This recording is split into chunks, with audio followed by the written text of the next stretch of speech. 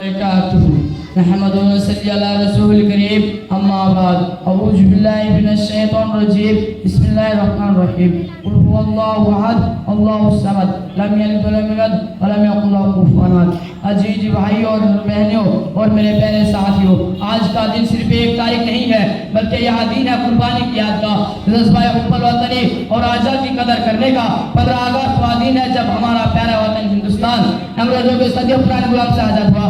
ہمیں یہ آزادی نہیں ملی بلکہ لاکھوں جان گئے، ہزاروں قربانیاں ہوئے اور نہ جانے کتنے سپنوں نے صداقت کا جام پیا، کبھی باغیوں کی گولی سے، کبھی پھانسی کے پھندر پر اور کبھی تحریکوں کے میدانوں میں ہمارے مجاہدین نے اپنے جان نچھاور کر دی تاکہ ہمیں آزادی کی ہوا میں سانس لے سکے۔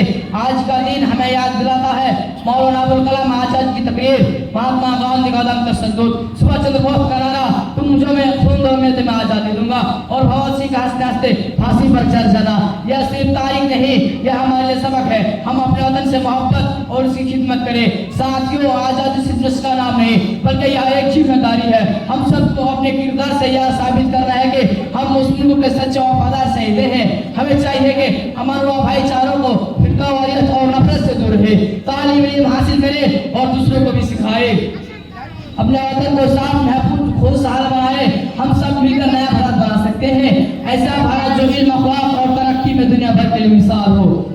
آخر میں دعا کرتا ہوں کہ ہمارا بھارت ہمیشہ آزاد، متحد اور کامیاب رہے۔ میرے تقریر ایک شعر کے ساتھ ختم کرنا چاہتا ہوں۔ خدا کرے میری اشفاق پہنچے، خدا کرے میری اشفاق پہنچے، واپس گل جس سے اندیشہ چوارا نہ ہو۔